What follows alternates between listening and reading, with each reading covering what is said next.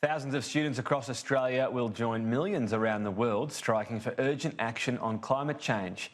I'm joined by Charlotte Mortlock, who's in Sydney, and Emily Burley in Adelaide. Charlotte, let's start with you. And is there any significance as to why they've chosen today to strike?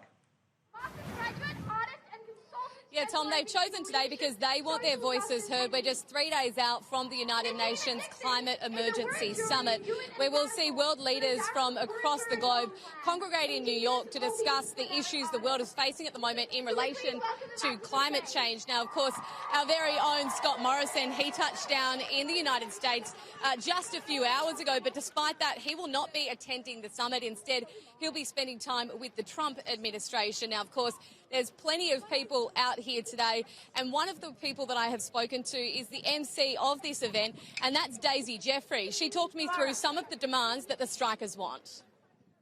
We have three demands. Our first is no new coal, oil or gas, including the Adani Carmichael mine. Number two is 100% renewable energy and exports by 2030.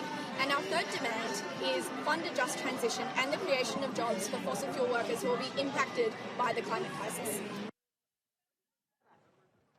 They're expecting around 30,000 people here in Sydney today for these strikes, and judging by the moment, it does look like they are going to well and truly get to that number. Of course, it's not only students striking today, it is young and old, and they are demanding urgent action on climate change. Interestingly, also here, a very strong presence from the Pacific Island nations.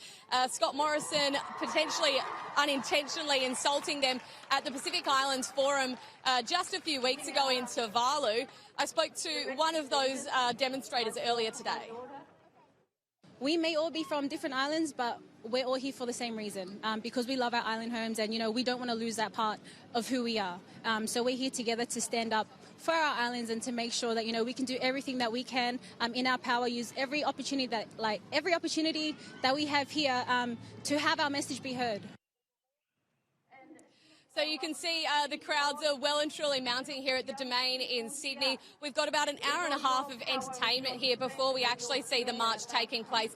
They'll be moving through the city, of course, across New South Wales Parliament House, and they're making their way to Hyde Park, where they will finish this demonstration, the third strike in a year across Sydney.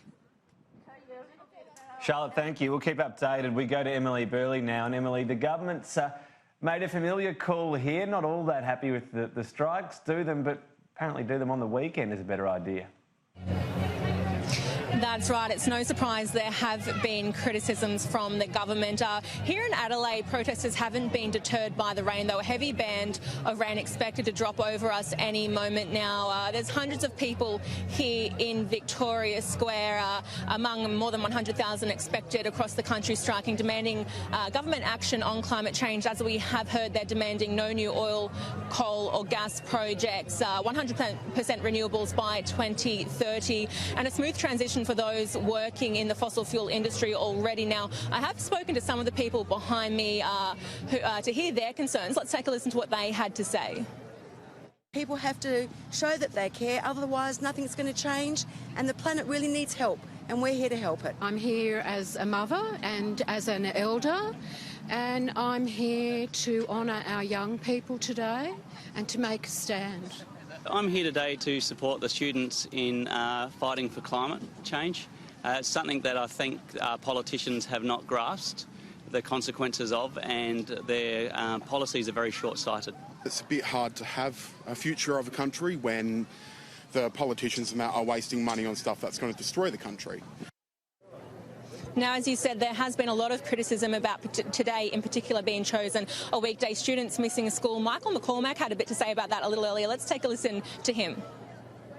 Well, I think these sorts of rallies should be held on a weekend, and where it doesn't actually disrupt business, it doesn't disrupt schools, it doesn't disrupt universities. They should hold these sorts of rallies, and people are free to speak their mind, but these sorts of protests should be held on a weekend when people are free to go there. I think it's just a disruption.